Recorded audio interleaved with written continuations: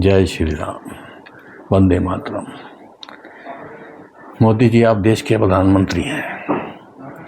आपको सोचना चाहिए कानून बनाने से पहले इसके परिणाम क्या होंगे।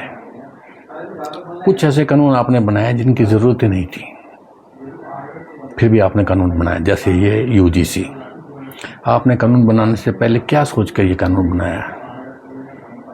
आप वही गेम खेल रहे हैं, वही राजनीति कर रहे हैं जो दूसरी विपक्षी पार्टियां करती रही हैं, जो कांग्रेस करती रही है, समाजवादी पार्टी, टीएमसी, ये अपने वोट बैंक के लिए देश को बर्बाद करते रहे हैं।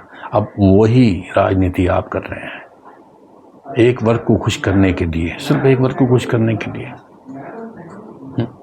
क्योंकि स्वर्ण जाति वाले तो बोलते नहीं, इसलिए इनको तो खुश करने की ज़रूरत नहीं है। मोदी जी, देश पर ध्यान दीजिए। बाहर जाते हैं ना, बार बार छोड़ दीजिए। बहुत खर्चा होता है देश पर, कितना लोड पड़ता है इसका। मैं नहीं समझता कि आप ऐसी कोई डील करने के लिए जा रहे हो देश के फायदे में हो। ठीक है, जाते होंगे, पहले भी जाते थे, लेकिन इतना नहीं। देश पर ध्यान दीजिए। कानून बनाने से पहले 10 बार सोचिए। आपने कभी इस पर तो कानून नहीं बनाया। ये जो मिलावट खो रहा है, इस देश में कोई भी चीज़ मिलावट के बिना नहीं मिलती। छोटे छोटे बच्चों को दूध की जगह जहर मिल रहा है। डिपार्टमेंट आपने बना दिया, स्वास्थ्य मंत्री, वाह। कभी उसने अपनी जिम्मेवारी समझी? नहीं, मैंने तो नहीं देखा। हर चीज़, मैं दूध लेके आता हूँ, उसमें जहर मिला होता है, किसी जगह पे नहीं मिलता। ये प्राइवेट स्कूल वाले कितनी कितनी फीसें लेते, लाखों रुपये हर साल की ये एडमिशन फीस लेते हैं। 20-20 हज़ार रुपये, 30-30 हज़ार रुपये इनकी फीस है। बच्चे, माँ बाप बच्चे को पढ़ा पढ़ा के बूढ़े हो गए हैं। बच्चों के दिमाग पे इतना बोझ डाल दिया इस चीज़ का कि आधे बच्चे तो टेंशन में रहते हैं। मेरा खुद दोता है दिल्ली में, बेटी कैसे पढ़ा रही है मैं वही जानता हूँ, या वो बेटी जानती है।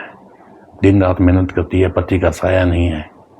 बच्चे का स्कूल की फीस तो अलग, बस का किराया अलग, और ये ट्यूशनों की फीस। हर प्राइवेट स्कूल वालों के बस इतनी फीस देने के बावजूद भी इनको ट्यूशन चाहिए। 17-17, 20-20, 30-30 हज़ार रुपये एक सब्जेक्ट की ट्यूशन है। क्या पढ़ाएगा माँ बाप अपने बच्चों को? ये हॉस्पिटल वाले, ये डॉक्टर अरबों रुपए कमा के बैठे हैं, कभी किसी का भला नहीं किया। बहुत कम डॉक्टर हैं जो इंसान हैं, बाकी तो राक्षस जाति के हैं, कभी इन्होंने भला नहीं किया।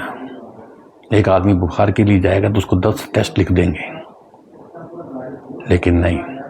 मैं आपको डॉक्टर की बात बताता हूँ, मैं भुगतभोगी हूँ। मेरे ज़िंदगी में डॉक्टरों से ही वास्ता पड़ा है। ये अपोलो हॉस्पिटल दिल्ली का, कुछ साल पहले, 2-4 साल, 5 साल पहले बेटा बिल्कुल ठीक था, उसको बुखार होता था। दिल्ली बेटी ने कहा दिखा देते हैं अपोलो में। अपोलो में दिखाया, 2 डॉक्टरों की राय, उसको टीबी घोषित कर दिया। 15-20 दिन दवाई खाई, तबीयत खराब होगी। डीएमसी में ले गया तो उनको मैंने वहाँ दिखाया भी, ये दवाई खा रहा है, ये उसका लेटर पैड डॉक्टर का भी मैं उसको दिखाया। उन्होंने चेक किया तो टीबी नहीं था।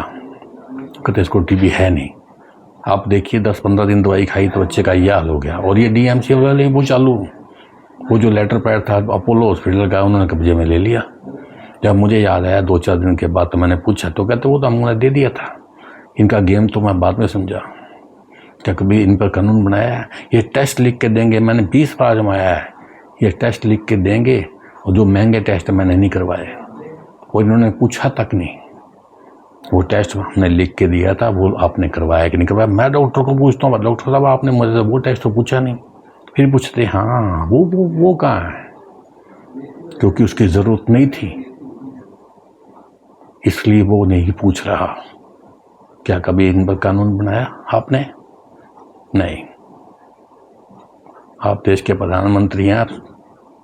जनता ने आपको कुर्सी पे इसलिए बिठाया कि आप उनके बारे में सोचिए, बच्चों के बारे में, गरीब आदमी के बारे में सोचिए। कानून आपने योजना है तो बहुत लागू कर दी। देश में 80 करोड़ लोगों को मुफ्त राशन, ये वो प्रधानमंत्री योजना, फलानी योजना, हर स्टेट की गवर्नमेंट ने कोई ना कोई योजना लगा रखी है। लेकिन क्या कभी आप लोगों ने उस चीज़ का सर्वे करवाया? जिनके लिए योजना बनाई है उनको पहुँच पे रही है कि नहीं? 100 में से 90% लोग वो इस योजनाओं का लाभ ले रहे हैं जिनको ज़रूरत नहीं है। मैं अपाहिज हूँ, मेरी 65 की उम्र होगी, मुझे तो कोई आज तक फैसिलिटी नहीं मिली, मुझे तो कुछ नहीं मिला आज तक। क्यों? क्योंकि मैं धक्के नहीं खा सकता। आपने कानून बनाया तो कभी सर्वे करवा के भी देखो कि आपने जो योजनाएं लागू की हैं उनका लोगों को फ़ायदा भी मिल रहा है कि नहीं मिल रहा। ये कानून बनाने से कुछ नहीं होता, ये योजना देने से कुछ नहीं होता। मैं बताऊँ आपको, तो देश के बारे में सोचिए। मैं इससे ज़्यादा कुछ नहीं कह सकता। और ये जो पेपर लीक का है, आप क्या ये जो पेपर लीक है, जो समस्या आसानी से हल हो सकती है उसको आपने बढ़ा दिया। ये समस्या आसानी से हल हो सकती थी।